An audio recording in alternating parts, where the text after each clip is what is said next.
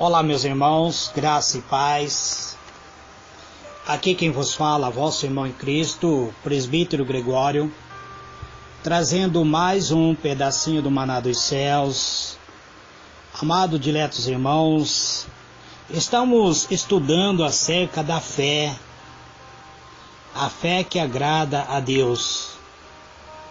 Hoje chamo a vossa atenção para o capítulo 13 de Gênesis, onde está escrito assim: Subiu, pois, Abrão do Egito para Neguebe, levando sua mulher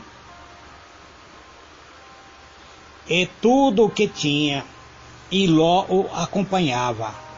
Abrão era muito rico em gado, em prata e em ouro. Na sua jornada subiu de Neguebe para Betel, até o lugar onde outrora estiveram a sua tenda, entre Betel e Ai, até o lugar do altar que dantes ali fizeram, e ali invocou Abrão o nome do Senhor.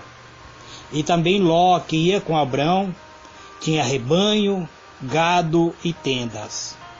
Ora, a terra não podia sustentá-lo, para eles habitarem junto, porque os seus bens eram muito, de modo que não podia habitar juntos. Até o versículo 6, amados, vamos analisar a palavra de Deus de hoje, o que realmente o Senhor tem para cada um de nós, o que Deus preparou através desta pequena reflexão que o presbítero Gregório estará trazendo para cada um de nós. A Bíblia fala sobre a riqueza de Abrão. Então, Abrão desce para o Egito num período de sequidão, num período de grande fome, de grande seca que estava na terra. Mas quando sai do Egito, Abrão já sai muito rico. Quando Abrão deixou o Egito, sua riqueza em gado e prata e ouro era muitíssima. Ao ponto do próprio Deus, que não pode mentir, fez com que Moisés registrasse o fato de ser ele muito rico, no capítulo 13, versículo 2 de Gênesis. A terra onde habitava juntamente com Ló não podia sustentá-lo, porque seu rebanho era muito grande e a pastagem para este rebanho era insuficiente. Chama aqui, amados, a atenção nesta história o fato de os pastores de Ló entrarem em atrito com os de Abrão. Além da falta de espaço para seu rebanho pastarem junto, havia ainda um outro agravante que levou Abrão a separar-se de Ló. A presença dos cananeus, que eu já vos disse, seres gigantes da terra, eram homens ferozes que habitavam naquela terra.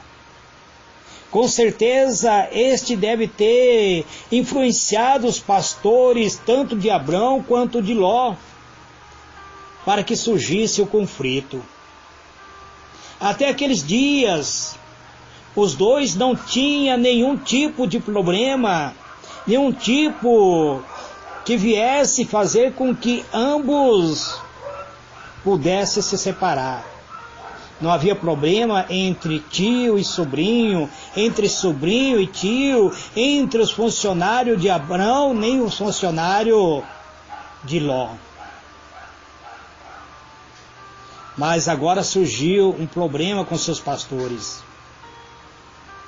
Mas certamente por ignorância daquele povo estranho, então começou os problemas. Esse tem sido a maior barreira no meio do povo de Deus. Quando alguém de má índole começa a infiltrar-se dentro do seio da igreja, sempre acaba corrompendo. Quando há intruso, imediatamente começa a divergência. Pessoas passam a ter divergências de opiniões e daí acaba surgindo divisões. Hoje sabemos, amados, que existem muitas divisões no ministério da igreja. Existem muitas dissensões e facções por causa de opiniões de pessoas. O objetivo dos divergentes não é somar, mas dividir. E isso ocorreu entre Abrão e Ló. Os cananeus e os fariseus eram elementos estranhos à fé de Abrão. E, consequentemente, era instrumento do maligno para criar conflito entre servos de Abrão e a de Ló. E assim acabou separando tio e sobrinho. A separação agora era questão de tempo. Muitos cristãos, amados, movidos por inveja da fé alheia, procuram semear dúvida, discórdia, e surgindo assim divisão dentro do seio da igreja. Muitos cristãos acabam disseminando aquilo que acaba separando, havendo divisão de ministério. Então isso, amado, acaba causando discórdia, porque não tem prazer em ver o sucesso dos verdadeiros servos de Deus. Estes são chamados de joio no meio do trigo. O Senhor Jesus nos advertiu quando Ele disse, o reino dos céus é semelhante a um homem que semeia boa semente no seu campo, mas enquanto os homens dormiam, veio o inimigo dele e semeou joio no meio do trigo e retirou-se. E quando a erva cresceu e produziu fruto, apareceu também o joio, enquanto vindo os servos do dono da casa lhe disseram, Senhor, não semeaste boa semente no teu campo? De onde vem, pois, o joio? Ele, porém, lhe respondeu, o inimigo fez isso. Mas os servos lhe perguntaram, querem que vamos e arranquemos o joio? Não, replicou ele, porque ao separar o joio, não arranque também com ele trigo. Deixai-o crescer junto até a colheita. E no tempo da colheita, direi ao ceifeiro, ajuntai primeiro o joio, atai-o em faixa para ser queimado, mas o trigo recolhei ao meu celeiro. Mateus 13, verso 24 e 30. Então nós vemos aqui, amados, que Jesus já havia alertado que é possível haver dissensão, divisão dentro do ministério por causa da inveja. Enquanto muitas vezes está se desenvolvendo, o joio tem a aparência de trigo, mas depois que ele estiver já em pleno desenvolvimento, que a semente estiver maduro, é facilmente identificado, pois o trigo produz o seu bom fruto, enquanto o joio permanece como uma erva daninha. Ela apenas se alimenta do nutriente da terra, sem produzir nada aproveitável. E existem muitos cristãos, amados, que estão dentro da igreja, simplesmente com aparência de cristão, simplesmente como se fosse um cristão, mas quando vem a verdadeira prova, esses falsos cristãos não suportam a prova e aí se manifesta os seus verdadeiros frutos. Então não produz fruto realmente, são frutos minguados que não servem para nada.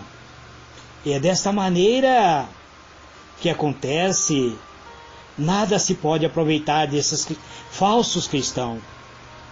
Se não for arrancado, pode causar um tremendo prejuízo ao reino de Deus. Portanto, é preciso vigiar para não ser pego de surpresa e acontecer uma grande decepção. Quantas pessoas, amados, hoje estão colhendo semente amarga, semente que tem o decepcionado.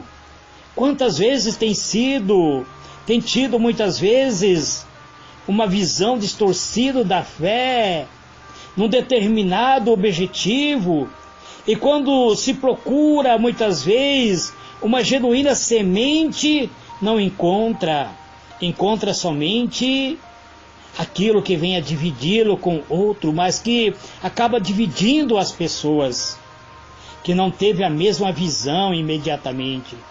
No sentido de ajudar, muitas vezes, as pessoas tentam até manter unido a essas pessoas, mas essas pessoas acabam saindo fora da comunhão. E nós vimos isso aconteceu com Abrão e com Ló. Ora, Abrão deixou tudo pela fé, e seguia obedecendo a palavra de Deus. Ló ele apenas acompanhava, ele estava sob a liderança de Abrão. O problema entre os pastores só vem acontecer após estarem no meio dos cananeus, dos fariseus. Significa dizer que quando há uma crença apoiando da vontade de Deus, não se pode permitir que ninguém venha interferir achando isso ou aquilo. Se a sua fé está apoiada na genuína palavra de Deus, não permita que outros estranhos venham semear uma outra semente que não seja a genuína palavra de Deus no seu coração, meu amado irmão. Muitos têm perdido a visão da sua própria promessa feita por Deus, justamente por dar ouvido a uma outra promessa que não é da parte de Deus. Ora, amados, quanto a Deus nos dá uma visão, quando Ele nos concede uma visão de fé, jamais podemos deixá-la escapar do coração por opiniões muitas vezes estranhas. A visão da fé é algo pessoal. Na caminhada da fé, na caminhada de Abrão até o Monte Moriá, onde ofereceu seu filho em holocausto, ele foi sozinho com o seu sacrifício. Nem Sara, sua esposa, sabia o que ele tinha no coração. Nem mesmo seu próprio filho sabia que era o objeto do sacrifício. Somente Deus e Abrão tinham conhecimento do que iria acontecer naquele lugar. Quando Deus te chama, amado, quando Deus faz uma promessa para ti, não sai logo contando para todo mundo, para que a inveja não penetre e acaba destruindo o cumprimento da promessa em sua vida. Sua fé, a fé de Abrão, era extremamente pessoal, determinada. Não poderia, em hipótese nenhuma, ser dividida com quem quer que fosse, para não ser influenciada. Então, ele seguiu sozinho com o seu filho e a sua própria fé até o monte do sacrifício. Esse era, na realidade, a maior riqueza de Abrão. Embora seus bens pessoais fossem muito, a sua maior riqueza estava dentro do seu coração, dentro do seu coração latente, batendo, pulsando, trazendo a realidade, determinando a sua crença, a disposição em seguir, a certeza de que o seu coração pulsava por meio da fé e ninguém podia tocar, porque a sua vitória dependia somente da sua fé. Assim também, amado, é a fé de cada um de nós. Assim deve ser a vida daquele servo de Deus que depende da fé, seguindo a orientação do próprio Deus. Se a fé vier a ser contaminada com a dúvida, acaba muitas vezes matando o sonho, acaba neutralizando a própria promessa e jamais irá produzir fruto. É exatamente isto que o diabo deseja, amado. Ele deseja destruir a tua fé, matar o teu sonho. Ele sabe que a fé que você tem em Deus é uma fé sobrenatural e o seu poder dentro do seu coração, dentro da sua alma, produzirá a sua própria felicidade. Então ele deseja destruir esta fé. Podemos viver uma vida repleta, amado, cheio da graça de Deus, liberto de todo o mal por meio da fé. Por outro lado, o diabo, ele deseja tirar essa fé do nosso coração. Ele não pode tocar, ele não pode impedir o agir de Deus se você estiver vivendo por meio da fé. Então ele deseja tirar essa fé. Ele quer que você não venha colocar em ação a fé, a não ser que este venha colocar dúvida dentro do seu coração. Colocando dúvida dentro do seu coração, ele estará neutralizando a fonte da verdadeira fé. Então a fé perderá seu efeito. Então você precisa viver o poder da fé. Quando você vive o poder da fé, não pode dar lugar para qualquer sombra de dúvida. Se você aceita alguma dúvida penetrando no seu coração, então você está anulando a promessa de Deus. É por isso, amado, que existem muitas pessoas que estão com o seu casamento destruído, com a sua vida financeira destruída, porque deu lugar para dúvida. E ao duvidar, a Bíblia diz que aquele que duvida é semelhante à onda do mar, que é levado de um lado para outro. É semelhante à palha, que o vento espalha. Então é dessa maneira, amado, precisamos estar firmado na promessa de Deus. Então, não permita que nenhum mal destrua a sua fé. Por isso, muito suposto cristão acaba vivendo uma vida de derrota, por ter muitas vezes aceitado a discórdia, outros que estão semeando discórdia, dúvida, medos, incerteza, enfim, uma série de doutrina, muitas vezes até bem elaborado, mas elaborado pelo próprio espírito maligno para confundir a mente daqueles que estão caminhando a jornada da fé. Então viva uma fé real, uma fé cheia da plenitude da convicção. Procura viver a fé de Abrão. Abrão a fé dele era tão magnífica que ele não permitia que nada viesse impedir que ele alcançasse a promessa.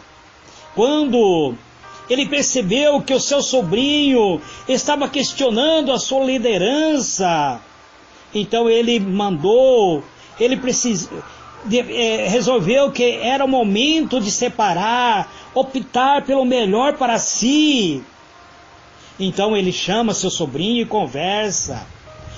Ele diz para o sobrinho: olha, por que vamos estar em discussão? Olha, não existe terra suficiente. Escolha o lugar que você quiser ir. Se você for para o Oriente, eu vou para o Ocidente. Se você for para o Norte, eu vou para o Sul. Mas que não venhamos disputar entre nós. Nós somos parentes. Então não permita, amado, que uma disputa religiosa acaba te separando da promessa de Deus. Este, amado, é o pedacinho do maná dos céus que eu trago nesse dia de hoje.